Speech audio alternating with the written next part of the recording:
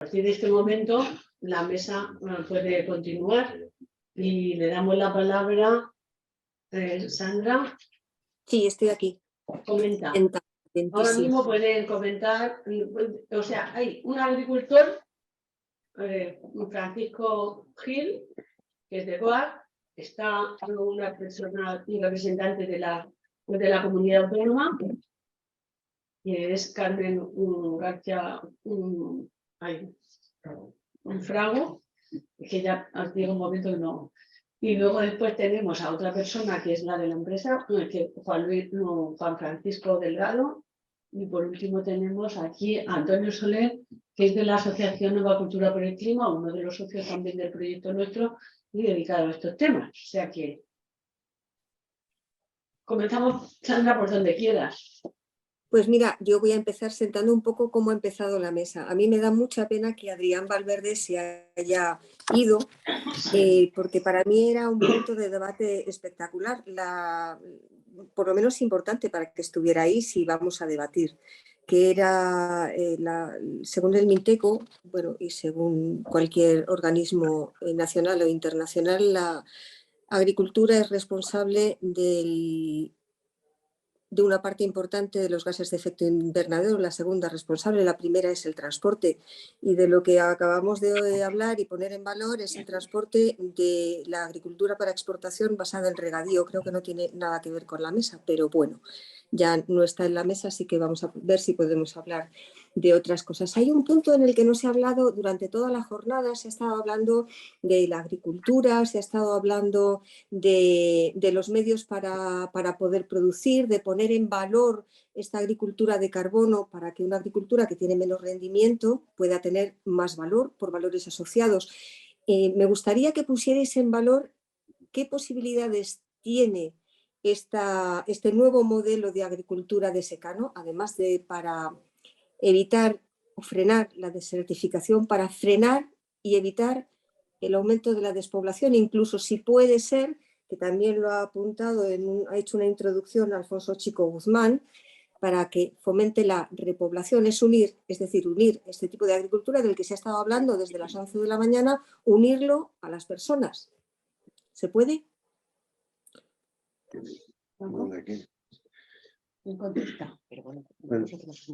Bueno, yo creo que como hay un agricultor, que es el de Coag, que es uno de los socios. Y responsable de trabajo. Y responsable de trabajo. Bueno, buenos días. Buenos días. Gracias por estar aquí con nosotros. Tengo que decir que cuando empezamos con conversaciones, primero por la amistad y luego por el conocimiento que había hace muchos años, esto no ha salido hace 2 días, este proyecto, todo nació porque en Murcia se daban unas circunstancias climáticas que es que los levantes entraban sin agua. Históricamente entraban con agua y ahora ya no hay esa precipitación. Lo que ahora se llama la dana, la gota fría, la última que hubo en Murcia fue en el año 89. De hecho, se hizo un plan de avenidas que todavía no lo hemos probado si funciona o no. Entonces, ante esa situación, es decir, ¿cómo podemos provocar otra vez que el levante pueda precipitar en nuestra región? Científicos, no solo de este país, sino de otros países, planteaban que tenemos que crear masas verdes para que cuando entran las nubes, con el tanto por ciento de precipitación, al chocar con las pequeñas montañas que tenemos en Murcia, pero lo suficientemente elevada, cuando venían cargadas provocaban esa precipitación. Hoy les falta humedad y esa humedad la recogen hacia el norte. Empiezan por Alicante, Valencia, Golfo de León, y ahí es el cambio que estadísticamente se ha producido en las precipitaciones de la entrada de levante. Entonces ahí es cuando nosotros con María José empezamos a hablar de qué podíamos hacer en nuestros secanos, para que esos secanos, con esas deficiencias del suelo que tenemos, luego toda la nueva política que venía con la captación de carbono, y cómo podíamos crear una masa verde con un elemento de productividad, pero con generación de empleo para asentar población en el medio rural, no que provoque una salida. Con eso, entonces, nació este proyecto. Otra cosa es que luego los acontecimientos de 2015 a nivel de legislación empezaron a tomar cuerpo con mucha fuerza, se empezaron a poner ya encima de la mesa los primeros documentos de un trabajo en profundidad, y eso se ha puesto la máquina a funcionar, y es que la impresora no para. Salen todos los días, raro es el día que no tenemos alguna normativa, alguna directiva, alguna ley, algún mecanismo, alguna orden autonómica. Es una cantidad de papeles que al final, bueno, pues nosotros lo que hemos querido con este proyecto es generar una nueva dinámica e intentar romper la tendencia que estaba pasando en el Levante español. Aquí en Murcia, el 85% de nuestro territorio es secano. Vamos a más, porque si cada vez tenemos menos agua, la ley nos dice que cada 3 años que no se riegue una hectárea, automáticamente desaparece del regadío. Eso, de hecho, en el plan de Cuenca ha habido una reducción espectacular con los acuíferos consolidados. Hemos bajado prácticamente un 50% la demanda de agua. Es decir, hay unos cambios espectaculares. A todo esto, y es una pregunta de la que nosotros ponemos encima de la mesa, que nosotros tenemos la propia contestación, pero tengo que hacérsela a todos, tanto a los europeos, técnicos, universidad, a todo el mundo. La gente del campo no está preparada para lo que está sucediendo, no lo que va a suceder, lo que está sucediendo. Está pensando más en la jubilación, en el abandono. Ya no piensa en su hijo porque ya su hijo no piensa seguir a su padre, no hay un relevo generacional. Aquí se habla en España que en los próximos 10 años va a haber una cantidad de millones de personas que se van a jubilar, pero es que en el campo si te jubilas no hay alternativa, y menos en la rentabilidad de los secanos.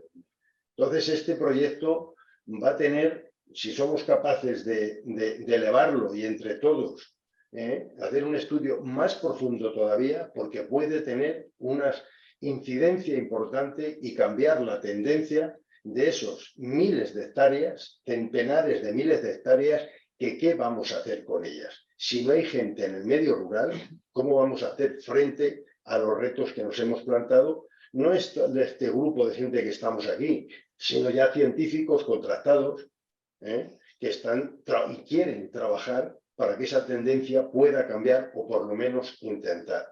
Y era que una vez que hagamos este trabajo, podamos ir a Bruselas y Bruselas diseñe unas medidas específicas con todos los elementos que rodean toda esta problemática social, económica, ambiental, biodiversidad, de todo tipo. Entonces, nosotros tenemos, creo que hay mucho recorrido, mucho trabajo y sobre todo mucha responsabilidad. Disculpa, retomo el tema. Lo acabamos de llevar a Bruselas, ¿de acuerdo? 85% del territorio, ahí mismo en la región de Murcia, en secano. Un nuevo modelo hacia una agricultura de secano que precisamente frene todos estos problemas que acabas de enunciar, ¿vale? Estamos en una emergencia climática que estamos notando ya, efectivamente, sí. Es a ella a quien quiero dirigir mi pregunta.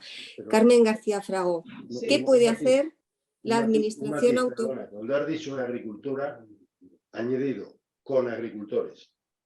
Agricultura con agricultores. Precisamente eso puede hacer que la falta de generación, de cambio generacional que hay ahora pueda existir. Tiene mucho que decir en ese aspecto también Juan Francisco, en el sentido de que todo lo que está digitalizado llama mucho más a la juventud. Pero bueno, quería centrarme ahora mismo en Carmen García Frago. ¿Qué puede hacer la administración local con las herramientas que tiene ahora mismo para potenciar ese 85% de su territorio, que es verdad que es menos rentable en cuanto a rendimientos, pero que tiene unos valores añadidos que deberían compensarse de alguna manera? Buenos días, Sandra. Vamos a ver, está claro que la pregunta es la clave. Digamos que esa es la clave de este proyecto, y esa es la clave de lo que tiene que salir a partir de ahora. Yo, si me vas a permitir, aunque adelante tu pregunta, me gustaría hacer una pequeña presentación, porque viene a contextualizar pues no solamente la situación que tenemos actual, sino también entender de dónde venimos ¿Y qué es lo que realmente buscamos? Que lo que buscamos es, pues, lo que tú has dicho, es defender un modelo de agricultura sostenible, pero sostenible económica, social y medioambiental. No existe una sostenibilidad, y esto es un mantra que se repite con mucha frecuencia, no puede existir la sostenibilidad medioambiental si no existe la sostenibilidad económica, con unos rendimientos mínimos, con unos ingresos mínimos a los agricultores y que lógicamente luego requiere una sostenibilidad social de implantación de una población que asiente en el territorio rural tan afectado por la despoblación. Nosotros tenemos, y como digo que adelanto al final de lo que va a ser mi presentación, aquí tenemos preparada ya, gracias a este proyecto, al que yo, perdón, me paso ahí, vale, espera. Sí. Bueno, como te decía antes, y adelantándome un poco a lo que va a ser el final de la presentación, que yo creo que nos puede ayudar un poco a entender, insisto, dónde estamos y dónde queremos ir. Es que este proyecto, desde que tengo la suerte de haber conocido a través de María José y el resto de socios, y en los que para mí supone una responsabilidad, aprovecho para decir, ser la única representante de la administración aquí, porque realmente pues, es una responsabilidad, cada vez quedan menos personas, ¿no? Con lo cual, bueno, pues si no lo hago demasiado bien, tampoco se van a dar cuenta muchos, ¿no?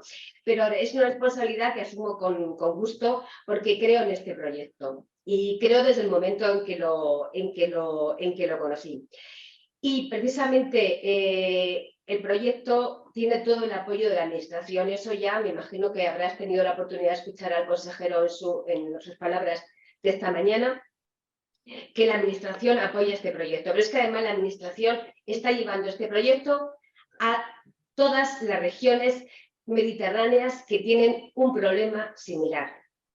Y ese camino, esa hoja de ruta que iniciamos desde el momento que el proyecto empezó a tomar cuerpo y en el que además las políticas comunitarias y agrarias también nos llevaban a ese fin, esa hoja de ruta tiene como objetivo llegar a Bruselas. Y como decía mi compañero de mesa y amigo Paco Gil, el objetivo es provocar a la Comisión, provocar un interés y un conocimiento que ahora mismo no tiene sobre la problemática del Levante, de las zonas meridionales. No me gusta hablar exclusivamente de Murcia porque hay una premisa, y tú como conocedora del mundo rural lo sabes mejor que yo, que es que tú no puedes ir a Europa hablando de Murcia, no puedes ir a Europa hablando de mi pueblo, no.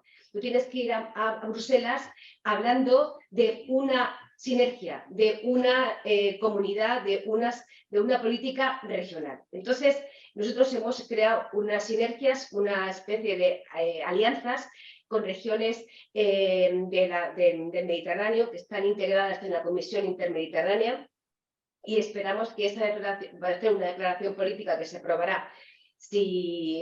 Creemos que se aprobará con seguridad en el mes de febrero en un buró político que se va a celebrar en Palma de Mallorca, y con ese documento queremos reunirnos, se reunirán las personas que representan a esa alianza con la Comisión. Ya te adelanto que nuestro presidente de la Comunidad Autónoma, Fernando López Miras, el día 1 de diciembre tuvo una reunión bilateral con el comisario polaco, como yo siempre digo, de apellido impronunciable, donde le puso en conocimiento del comisario este proyecto y lo que es, como digo, la hoja de ruta que nos va a llevar hasta Bruselas. Queremos un proyecto específico, un proyecto ad hoc de lucha contra la desertificación, adaptación al cambio climático y con una financiación, insisto, ad hoc para este programa de adaptación, que nada tiene que ver con las políticas agrarias ni con la PAC. Te he respondido un poquito, pero si quieres, Ana, te avanzo un poco más. No sé qué te parece, Sandra. Me parece bien, pero siempre lo llevamos muy lejos, muy lejos. Las competencias en agricultura las tenéis ahora mismo vosotros. No. Vamos a ver, las competencias las tenemos y también a corto o medio plazo también podemos hacer cosas. Pero lo que es la financiación pública,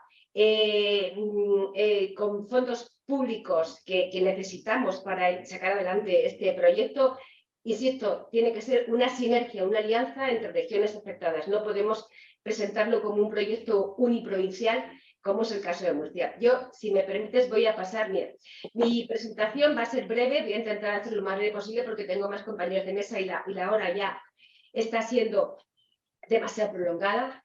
Hay una serie de claves en esta singladura tan importante, ¿no? Vamos a hablar de los hitos claves. El Pacto Verde para mí es un punto y aparte en lo que es la política agraria contra el cambio climático, lucha contra el cambio climático, el papel de la agricultura, la evolución de las políticas agrarias y lo que es el proyecto LIFE y de lo que se ha derivado de ese proyecto y que la administración, lógicamente, vale, que la administración apoya y además utiliza como argumentos. La cuestión medioambiental, todos los que supongo que sabéis y que bueno, conocéis las acciones climáticas, pues empieza con la Declaración de Río, que ha sido también un hito muy importante en la lucha contra el cambio climático, el protocolo de Kioto, pero realmente no es hasta el Acuerdo de París de 2015, durante la conferencia del clima de la COP21, cuando aparece un compromiso serio de lucha contra el cambio climático y sobre todo de lucha contra los efectos de los gases de efecto invernadero y el aumento de temperatura. Pero a la vez que se produce este compromiso voluntario, también se da a conocer una iniciativa para mí clave en lo que están siendo ahora mismo las políticas agrarias de lucha contra el cambio climático, que es la iniciativa 4x1000, que sabemos que María José la ha explicado perfectamente y que todos conocemos, pero este es para mí el momento clave. Pero si eso fue en 2015, no se materializa de una forma evidente en las políticas comunitarias, y me refiero ya dentro del ámbito de la Unión Europea, hasta que en 2019, y señalo las fechas porque las fechas son, como comenta antes Paco, además es que la impresora no deja de sacar papeles, documentos, un paper, documentos de trabajo, propuestas de reglamento, es vertiginoso el ritmo de la Comisión y del Parlamento y el Consejo cuando se reúnen también en intentar valorar y poner en valor medidas que hasta ahora pues parecían un poco ciencia ficción, entre comillas, cuando en el Acuerdo de París hablaba de la estrategia iniciativa 4x1000.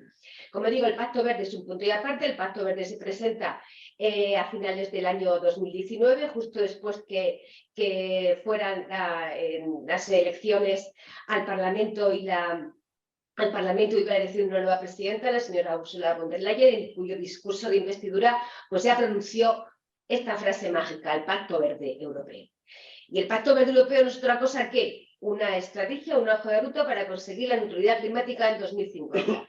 Neutralidad climática, que significa que tonelada de emisión de CO2 que se emite a la atmósfera, tonelada que tiene que ser compensada con una tonelada de absorción de CO2. Eso es neutralidad climática en 2050, pero a corto plazo, en un plazo mucho más corto, en 2030, esa neutralidad climática para alcanzar en 2050 tiene que pasar por una reducción de los gases de efecto invernadero de un 55%. Cuando salió el Pacto Verde se publicó, se hablaba de un 50%, pero pues los políticos comunitarios son muy disruptores y desde luego pues, han apostado por el 55%. Pero es más, y me imagino que conocerás que en la COP27 incluso se llegó a hablar de subir al 67%. Un auténtico disparate bajo mi punto de vista, porque como decía Paco, antes no estamos preparados todavía para alcanzar esos objetivos tan ambiciosos. Dentro del Pacto Verde me voy a centrar en un paquete que para mí es fundamental y al que, bueno, pues sabemos que el Pacto Verde se habla mucho de la estrategia de granja a la mesa, de la estrategia de biodiversidad, bueno, porque son como más cercanas a la ciudadanía y al público en general, a la sociedad, mejor dicho, pero hay un paquete que no puede pasar desapercibido, que es el paquete conseguir el 55, Fit for 55. Ese paquete legislativo supone una revolución legal en todas las materias que están relacionadas con el medio ambiente y el cambio climático. Para entrar un poco, sin entrar en detalle, pero bueno, para que sepamos de qué estamos hablando en cuanto a emisiones, tenemos que hablar de tres grupos de emisores. Las emisiones sometidas al régimen de derechos, que son, como todos sabemos, las actividades de la aviación y las grandes industrias, grandes emisores. Los sectores difusos, que son aquellos que no están sometidos a ningún régimen de derechos de momento. Por eso antes la pregunta que le he dirigido a Adrián, ¿no? ¿Qué pasaría cuándo o qué pasará? Si es verdad que el sector de transporte por carretera, incluso la navegación marítima, entra a formar parte de ese grupo de actividades con controles de derechos de emisión. Y luego un sector importantísimo, que es el sector LULUCF, que es el sector donde se integran las tierras, o sea, las emisiones de las tierras, cambio de uso y forestal.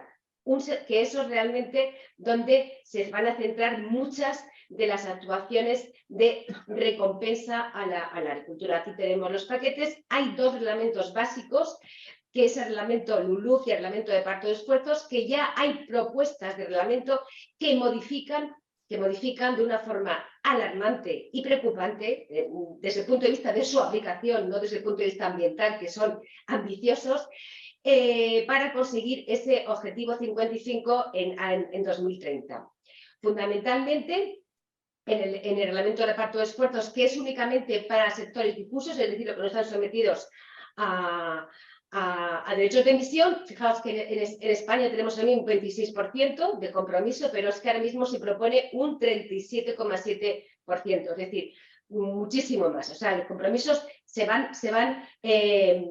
incrementando. En el caso del LULUCF, que es donde se miden las absorciones que tienen que producirse de las actividades agrarias y forestales, en España ahora mismo tenemos un compromiso de 26,51%, de 26,51 millones de toneladas de CO2 que tienen que ser absorbidas por ese sector LULUCF de tierra, cambio de usos y forestal.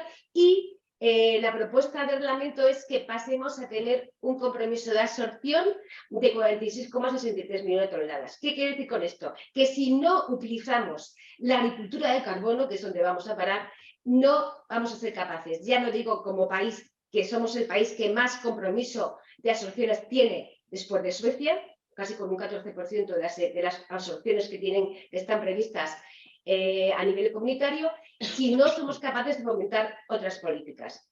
También hemos hablado de los suelos. Los suelos es una parte fundamental. Aquí tenemos edafólogos que conocen los suelos, pero es que también la Unión Europea propone una modificación, una propuesta de una estrategia para la protección de suelos. Los suelos no pueden absorber carbono si los suelos no están sanos.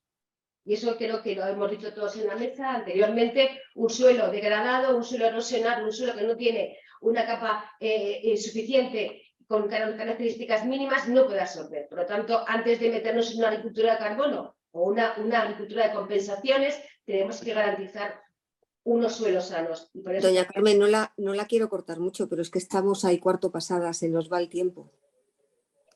Bueno, pues entonces me voy a pasar ya a las actuaciones de lo que hemos hablado.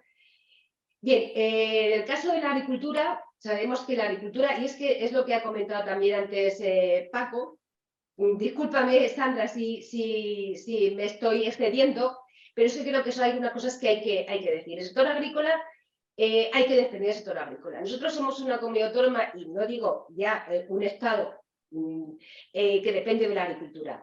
Los agricultores ahora mismo, hoy por hoy, no hemos sido capaces, con todas las políticas agrarias, de llegar a igualar los ingresos frente al resto de sectores. Estamos todavía con ingresos por debajo del 40%.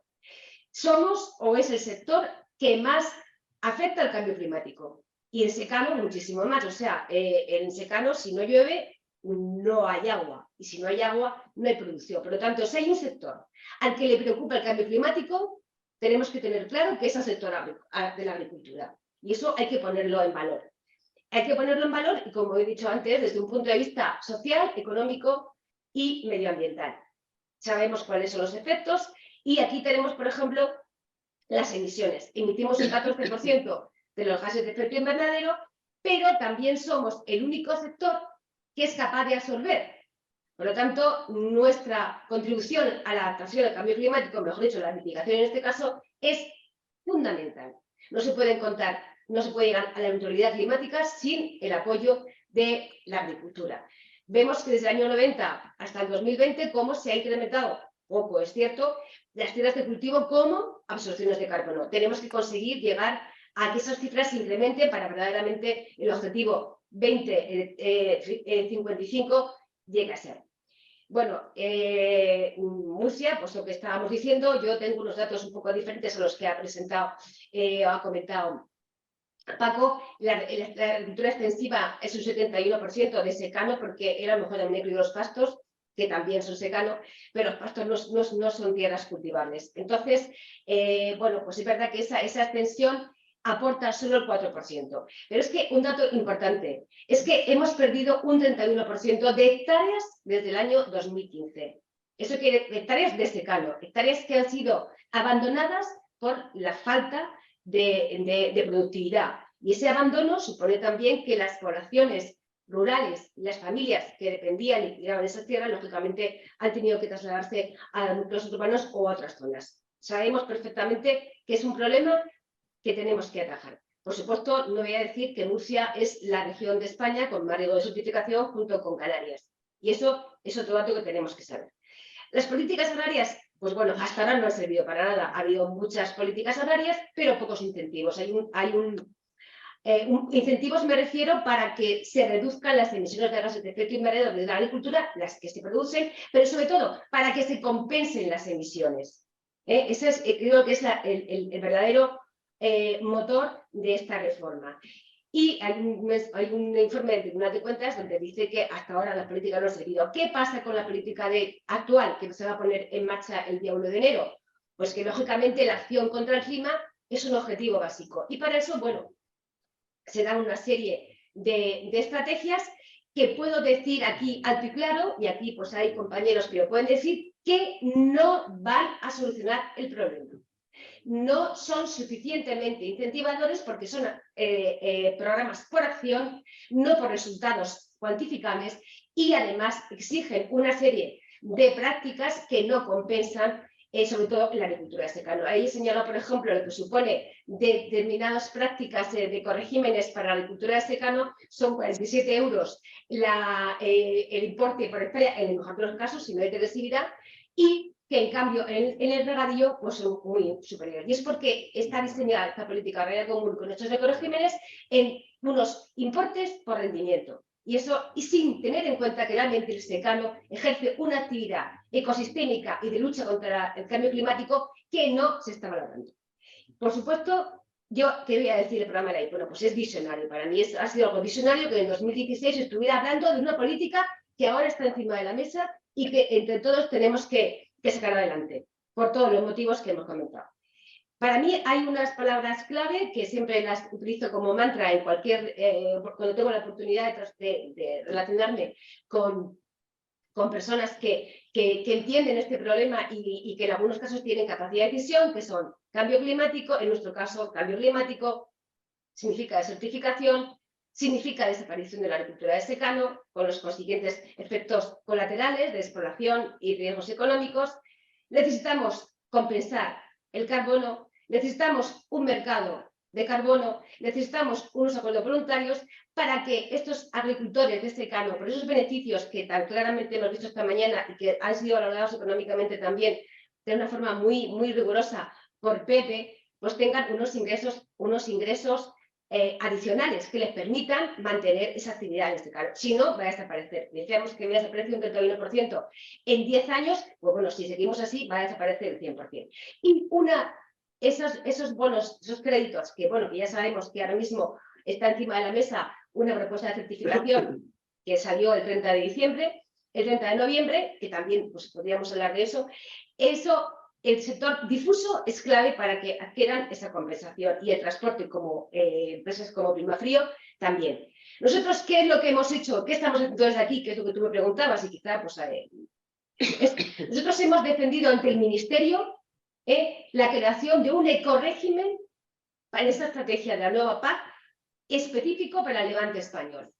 Como digo, uno no puede llegar ni a Bruselas ni a Madrid hablando de Murcia, hablando de su pueblo. Tiene que ir con una estrategia que signifique sume alianzas. Propusimos un ecorégimen de lucha contra la desertificación en base al proyecto LIFE. Por supuesto, ni que decir tiene que no salió adelante. También hemos hecho observaciones con este proyecto porque entendemos que su metodología y sus objetivos están muy centrados y con valores importantes de lucha contra la certificación. Observaciones a la estrategia que el propio ministerio, en este caso el ministerio MITECO, tiene publicada en 2022. Hemos intervenido en todos los comités de las regiones como órganos consultivos para aportar en esos debates la visión del Levante y del secano como medidas o como proyectos específicos. Y, por supuesto, hemos colaborado incluso porque además el proyecto LIFE tiene una estrategia de certificación que podía ser perfectamente valorada por la Comisión para ser utilizada en la certificación de los créditos de carbono, que, como ha comentado Esteban, de forma magistral, Esteban, te felicito, y entendible para profanos como yo, a través de drones, con lo cual abarataría muchísimo los costes. Hemos organizado foros, o sea, un foro internacional.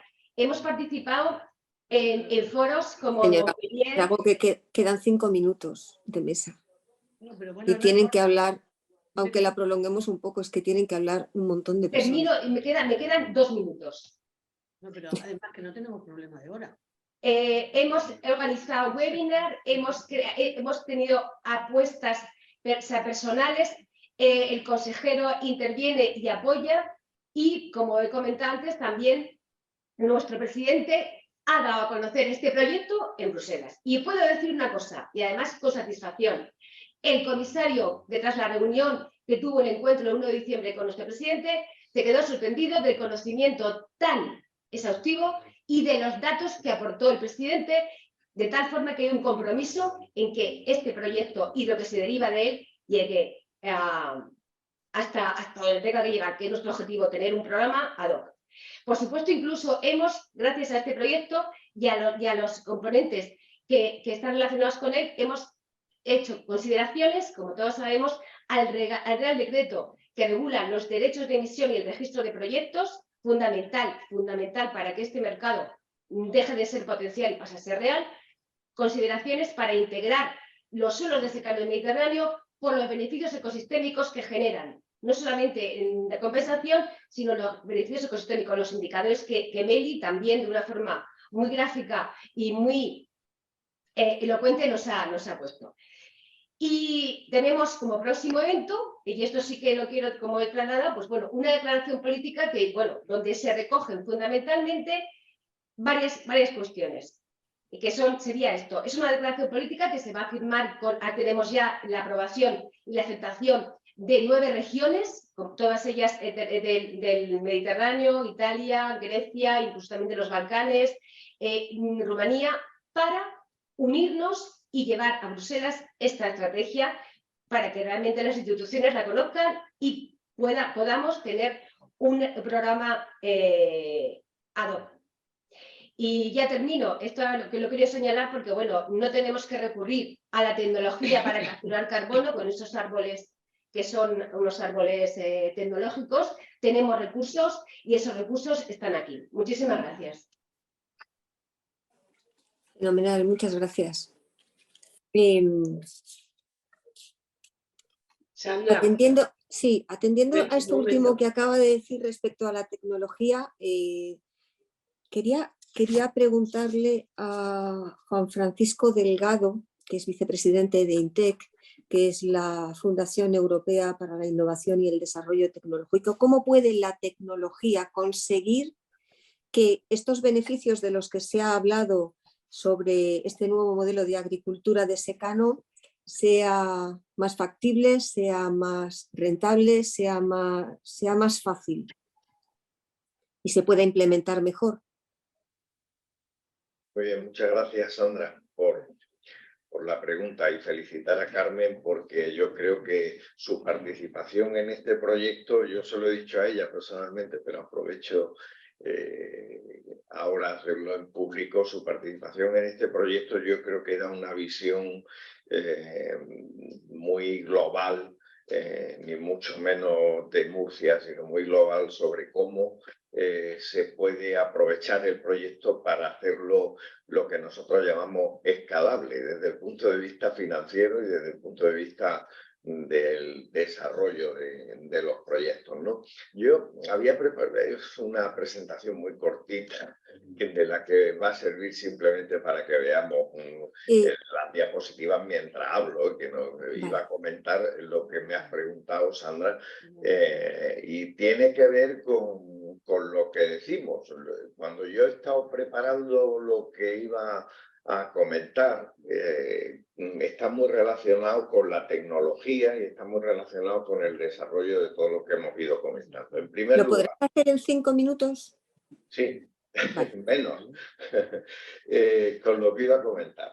Lo primero es que hay que tener en cuenta que este es un sector, el sector productivo, porque estamos hablando de la primera parte de la cadena, un sector productivo que tiene un nivel de digitalización bajísimo, quizá el nivel digital más bajo de todas las cadenas productivas que hay en España, especialmente en cadenas productivas que tienen una significación en la cadena económica, por así decirlo.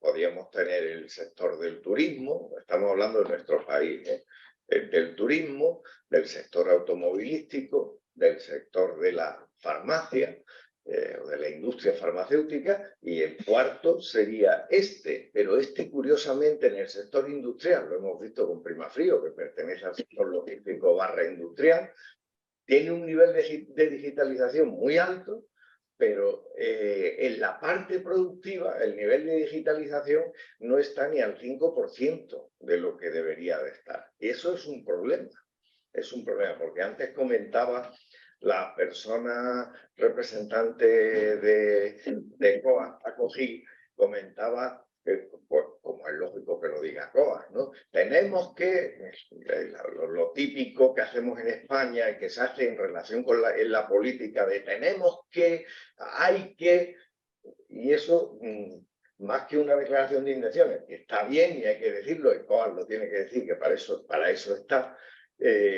nos lleva a seguir dándonos pues con la pared de lo que significa que mucha gente que cumple 80 años le pasa a su hijo de 60 el campo y al final siguen las cosas exactamente iguales. Y cuando llegamos al umbral de rentabilidad, y aquí es donde quiero entrar, cuando llegamos a la rentabilidad, vemos, creo que lo ha dicho Carmen, que es uno de los sectores que menos rentabilidad tiene y que produce más, por así decirlo. Es decir, curiosamente, tiene un nivel de productividad alto y un nivel de rentabilidad bajo. Y además que cuando viene de manera sistémica circunstancias como está viniendo con el cambio climático, que no es una circunstancia excepcional, sino que es algo sistémico que está ocurriendo y que nos lleva por delante, y por eso tiene que ser rápido, que antes decía, esto necesita su tiempo. No tenemos tiempo. Lo dicen los científicos y lo vemos con lo que está ocurriendo con la sequía, con lo que ha ocurrido en la sequía por muchas lluvias que hayamos tenido en estas 2 últimas semanas. Lo estamos viendo, hay que hacerlo rápido, no podemos ir a los ritmos de la administración pública. Yo, que me perdone la administración, pero la administración, el plan de recuperación y resiliencia, y perdonadme que lo diga, tiene toda la pinta de que va a encallar, toda la pinta por la administración pública, porque la primera parte del plan se está quedando encallado. ¿Por qué? Porque se está gastando, se está ejecutando solo pues un 10% de lo que estaba previsto. Y esto va a seguir ocurriendo, ya lo estamos viendo, y lo estamos diciendo los que sabemos de esto y hemos estado en esto desde el principio. Pues ocurre igual con lo que hay que hacer con el cambio climático. Entonces, hay una razón en la propuesta que nosotros queremos enseñar, que es que la iniciativa privada tiene que tomar la iniciativa. ¿Por qué? Porque, no te preocupes, ya lo hago yo, tú tranquila. No, si lo puedo hacer aquí también. ¿No? Sí, lo puedo hacer aquí. Está todo conectado. Entonces, la iniciativa privada, desde luego, tiene que tomar una iniciativa en este sentido, pero no de copostureo, como comentaba antes, no de postureo, sino de actuaciones muy concretas. Yo le preguntaba antes al chat de inteligencia artificial que he puesto en marcha, que me dijera cuántas empresas hay implicadas en el mundo en la reducción de la huella de carbono.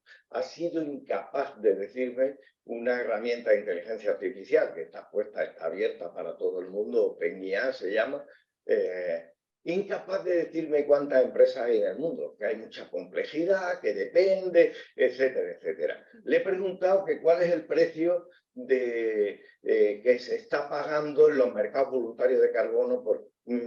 Igual, me ha dicho que es muy complejo, tal, me ha dicho, bueno, me ha dado una cifra de 5 a 50 dólares la tonelada, me ha dado una cifra, ¿vale?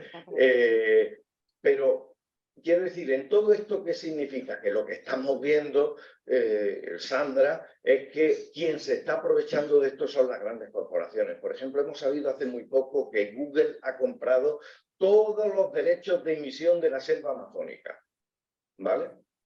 ¿Por qué? Porque se está llevando el oro, no solo los datos, que también son un oro, sino el oro del cambio climático, de lo que está sufriendo el cambio climático, para luego venderlo. No creáis que Google emite mucho, sino que ya sobre sus derechos luego lo venderá. Como tiene cash, compra, y compra en los sitios que necesitan financiación. ¿Qué quiere decir? Que aquí hay un negocio. Antes decía, han hecho un estudio financiero.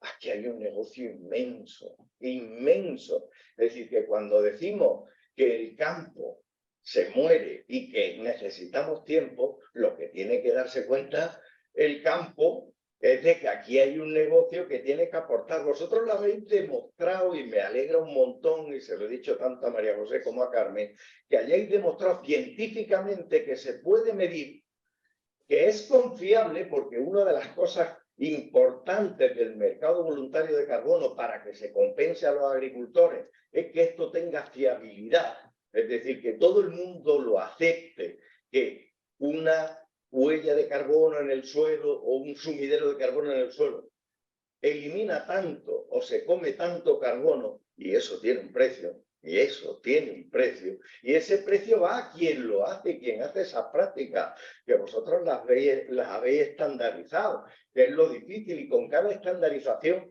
hay una unidad de medida. Eso es importantísimo para que este mercado funcione. Pero luego tiene que haber algo que ya sí, en eso sí tiene que entrar la administración, pero no porque sea la única, sino porque la administración ayuda en un modelo de colaboración público-privado, que es la certificación, la acreditación. Eso es fundamental, y hacerlo desde el punto de vista público. ¿Por qué? Porque si se hace público-privado y se hace transparente, esa certificación se hace transparente, no hay doble contabilidad. Y se puede ver, se puede establecer un mercado y se ve el que compra, el que vende, y hay tensión entre el que compra y el que vende, como cualquier mercado, por cierto, de las materias primas. Y puede haber interés de mercado para eso, y mucho. Entonces, de alguna forma, lo que nosotros creemos, que además hemos hecho una propuesta muy sencillita, primero, que el asesoramiento es fundamental para esto, el asesoramiento asegurado. Esto lo tienen que hacer técnicos expertos en la materia. Esto no lo puede hacer el agricultor. Al agricultor se le tiene que dar. El agricultor entiende de los euros por tonelada según lo que hace, por los metros y según lo que hace, pero esto lo tienen que hacer técnicos, además, que sepan asegurarlo. Y además, con la participación, claro está, de los agricultores, la participación en todo el sistema para gestionar sus tierras con resultados medioambientales y con su compromiso. Y claro, la solidez científica es muy importante de la valoración, que no va solo en este caso, como hemos estado hablando, y está en el ambiente, por lo que habéis estado comentando, en la riqueza de los suelos. No va solo en la recuperación de los suelos, va en la parte social también. Cuando yo le he preguntado a la herramienta de inteligencia artificial, me ha dicho un montón de factores, y entre ellos dice, y hay que tener en cuenta el empleo que se genera con esto, el empleo, hay que tener en cuenta la repoblación que produce, que alguien la ha comentado, un agricultor que hemos tenido aquí, el efecto que tiene, efectivamente, tú lo has comentado, el efecto sobre la repoblación y el efecto sobre el empleo femenino, muy importante también en este sector. Es decir, que son tres consideraciones que aportan a la regeneración de la tierra y que tienen mucho que ver con el desarrollo del mercado de carbono. Y este es un poco el circuito que nosotros, el flujograma de las cuestiones que tienen que ver con lo que hemos hecho. Con esto ya acabo. Y es que el comienzo del proceso implica que tiene que haber una solicitud de acceso al programa tanto del emisor, del mercado voluntario, estamos hablando, tanto de los que no están regulados, que tiene un nombre horrible, por cierto, tanto de los que no están regulados, como las empresas de transporte, por ejemplo, como ellas que están reguladas, que se salen fuera del mercado de lo que tienen ya asignado, que lo tienen ya asignado. Y además, los agricultores que también se comprometen con que ellos van a iniciar un proyecto de regeneración de su tierra, que tiene que ver con lo que en este proyecto habéis hecho. De alguna forma, podemos llegar con esas prácticas a generar una... No hace falta inventar la rueda, a generar una calculadora de cuánta emisión se genera en función de las distintas prácticas. Vosotros ya, si lo más difícil ya lo habéis hecho, que es demostrar de manera con un piloto cuánto carbono se sustrae o cuánto se elimina, y de alguna forma, a partir de ahí, pues de la generación de esos posibles créditos, pues lo que pasa con cualquier otra materia, se lleva un mercado voluntario entre los emisores y los agentes de absorción, que en este caso son los agricultores. Se establecen las dos cosas, la compra de bonos o la compra de créditos, porque puede ser, estamos hablando de que esto tiene que ser a 1 año, a 5 años vista, que es como están funcionando la mayor parte de los mercados de carbono. Y eso tiene un mercado de futuro también. Y hay unos créditos de futuro con esto. ¿Qué quiere decir?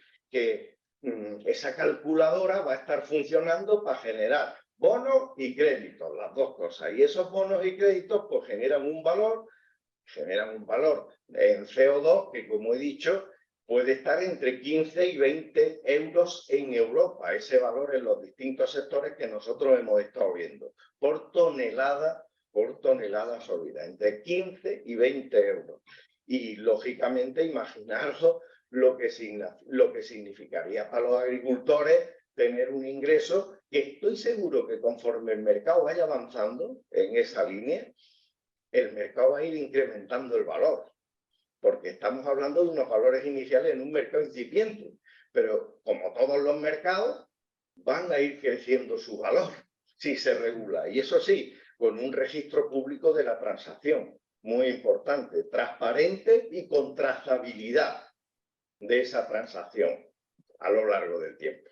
Yo con eso simplemente lo quería compartir y lo quería comentar. Creo que estáis en Murcia en un momento muy dulce para poder hacer una propuesta en este sentido. Yo, cuando lo he hablado con grandes empresas que se dedican a este sector, alguna empresa tecnológica incluso que puede tener interés en el tema, que no voy a decir el nombre, y con pequeñas empresas que también pueden estar interesadas,